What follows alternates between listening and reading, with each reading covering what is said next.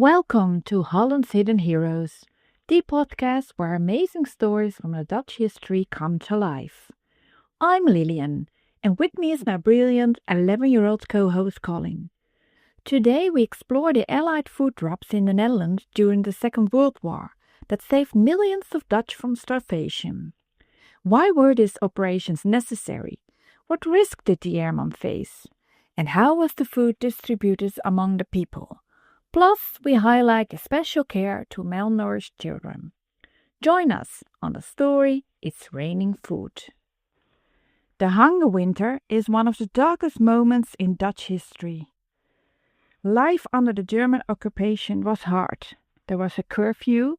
That meant that everybody needed to be at home at night and don't have any lights on. And it was also that the Germans confiscated a lot of things like food, but also metals, everything that could be used for building weapons in the factories in Germany was taken.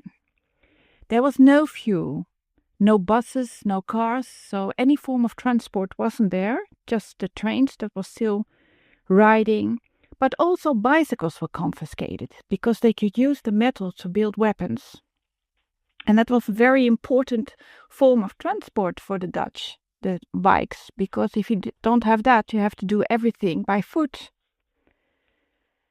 So a few things happened at the same time which caused the hunger winter. There was a big operation called Market Garden, where the Allies tried to free the whole of the Netherlands.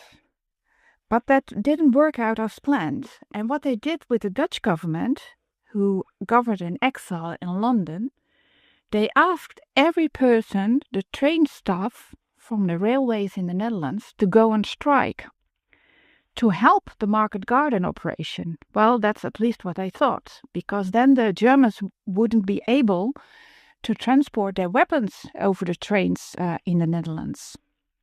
So 30,000 staff members of the Dutch railways went on strike. And when you went on strike with the Germans, there was no turning back. So they knew if they went on strike, they should do it till the end of the war. But because of the Market Garden operation, they had in mind that the war wouldn't last that long anymore, just a few weeks. So they went on strike, all these persons, and there were no trains in the Netherlands anymore. But the Germans used their own trains. So within a couple of days, they had set up their own whole railway network. And that made the Germans also very angry. So they started to arrest a lot of young men. In Rotterdam alone, 50,000 young men were arrested. So there were mass arrests. And they also cut off all the food supplies, the Germans, because they weren't happy with everything that was happening. And that divided the Netherlands in two. There was a part of the Netherlands that was freed due to the Allied forces, but there was a part in the west that wasn't freed at all. And at that point, I still believed it would just take a couple of weeks, but it didn't. It would last for months. And that's how the hunger winter happened, because there was no public transport, no cars, hardly any bikes, there was no food supplies. And then when the winter came, it was a very harsh winter, so the rivers and the lakes also froze, and that meant there was no boat transport either. And all these things combined made it even worse in the hunger winter. So Colin, I think you can share with us what was daily life like during the hunger winter.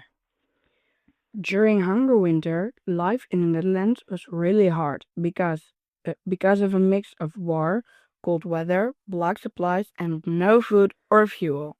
People ate tulip bulbs, sugar beet, potato peels, animal food. People made fake bread from beans, acorns, and even sawdust. They made soup from grass, wheat, or water with salt if they had any. In extreme cases, they ate cats, dogs, or even animals from zoos. It was a terrible time, and people only ate these things to stay alive. They also needed wood to create hay or to cook. They took that out of tram tracks, or they secretly tried to cut down trees at night. People lived in constant fear of being taken by the Germans. To survive, some people went on hungertochten, or hunger trips. They walked or biked hundreds of kilometers to the countryside, where farmers still had food. They traded things like clothes and jewelry for potatoes and bread as money because money wasn't worth anything anymore. Around 18,000 to 22,000 people died because of the hunger winter, but they feared that it could have been a million. To prevent this, aid was needed. Sweden sent emergency food to the Netherlands. Flour came from Swedish Red Cross ships. They baked bread from it in Dutch bakeries. That's why they call it Zweeds brood, or Swedish bread. It helped, but it didn't fix the big food shortage. More had to be done. The only solution was to bring food through the air to avoid starvation of millions of Dutch. But how to set up a large operation like that? It was dangerous in a war zone. There was no ceasefire, and the Germans would shoot down every plane that would fly above the Netherlands. So they needed to negotiate first with the Germans. And a negotiation was set up in the town of Achterveld, in a school. And there were representatives of different countries, from Britain, the USA, Soviet Union, Canadians, Germans, and the Dutch. From the Dutch government, our prince, but also from the Dutch resistance. But the first meetings didn't lead to a ceasefire yet. But the situation in the Netherlands worsened. It was very, very bad, as Colin just explained to you. So the British took a huge risk by deciding to send out food through the air anyway, even though an agreement had not been signed yet. The pilots signed up voluntarily, so everybody knew the risk they were taking. Though before an official ceasefire agreement had been signed, the British had already started the food drops in the Netherlands. So Colin, I think you can share with us which operations were set up to drop the food into the Netherlands. Could you tell more about these operations? Meanwhile, the pilots in England were practicing dropping food. They practiced by throwing sandbags out of the plane. Everything had to be dropped in large packages without parachutes. So they had to aim very carefully so the food would land on a field and not on houses. That's why they practiced first. They also had to fly very low at 100 to 150 meters or even lower. That's lower than a building, so it was very difficult for the pilot. It wasn't something you could just do easily. The bombs were taken out of the bombers and they were filled with foods such as flour, canned vegetables, canned meat, biscuits, chocolate, powdered milk, powdered eggs, fat and margarine, rice and oatmeal. Then the first flight began by the British. This was called Operation Manna. Later, the Americans also helped in Operation Chowhound. The first flight by Operation Manna was flown by a crew from RAF 101 Squadron on April 29, 1945. The aircraft was an Avro Lancaster nicknamed Bad Penny.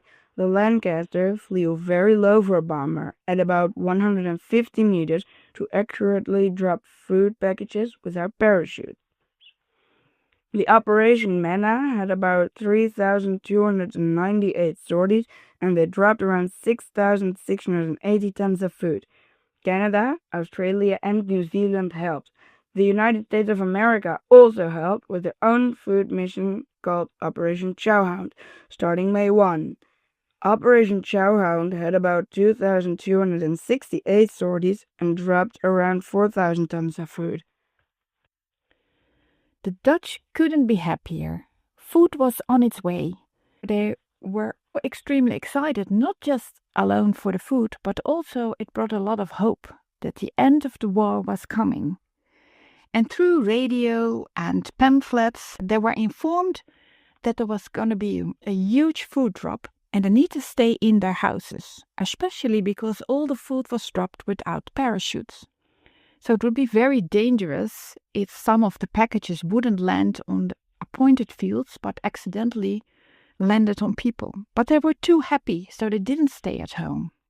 They climbed on rooftops, they climbed on windmills, on churches, so they could see all the airplanes coming. And because they flew so low, they were able to wave to all the airmen and to the pilots. And they also wrote in the tulip fields, "Thank you, boys, thank you, Tommies, thank you, Yanks," to show their appreciation. So they waved, you can see on all the old pictures and videos that they waved with anything they had, like handkerchiefs, sheets, with towels, anything white, to show their appreciation. The drop sites weren't easy to find. There were few drop sites that were pointed where all the food needed to be placed, and they were marked with X's. So there was a pathfinder group. That is a group airplanes that drop markers, so all the bombers know exactly where to drop all the food. So they flew first, and they set out the markers, and then later the bombers came. So all the food was dropped on the different food sites, and sometimes it went wrong, and one of the packages landed in the house, or it caused a fire. So they needed to be very careful.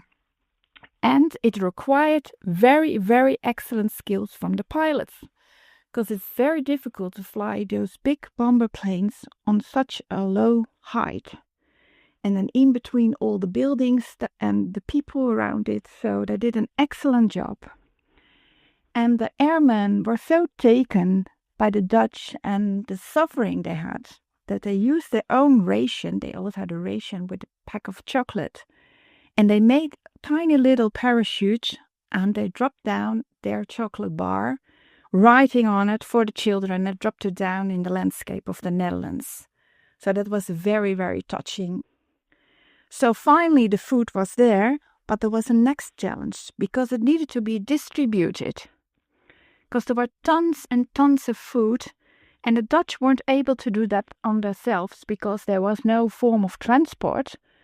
And it was also that a lot of Dutch men were arrested or were sent to Germany, and a lot of people were in bad physical shape due to the hunger winter and the suffering they had for starvation. It was also that people were very desperate, so people tried to steal the food, and the police needed to guard all the drop sites. The Germans didn't help out with any form of distribution. And since there were no cars, no buses, no anything to transport it, a big ground operation was set up, called Faust. And that had also been part of the negotiations in the town of Achterveld. So Colin, please tell us, what was Operation Faust, and can you tell a bit more about it? Operation Faust began on May 2nd, 1945, and was led by the Canadian Army, with support of the British Army. Unlike Operation Manna and Chowhound, Faust brought food by truck. The trucks picked up the food in Wageningen, near the Allied front lines. From there, they drove into the western part of the Netherlands, bringing food to starving cities like Amsterdam, Rotterdam, The Hague, and Utrecht. At first, about 200 Canadian trucks took part. The mission lasted for around 10 days. It started just before the official German surrender in the Netherlands on May 5th, 1945, and continued afterwards to help the Dutch people.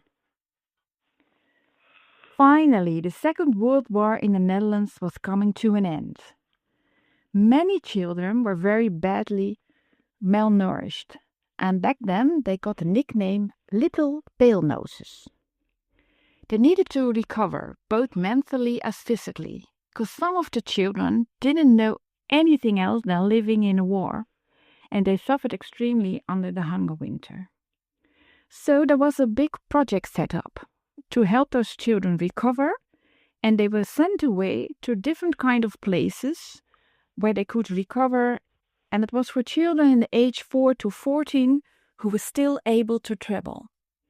So they were sent to more rural areas, and about 30,000 children were sent to other countries.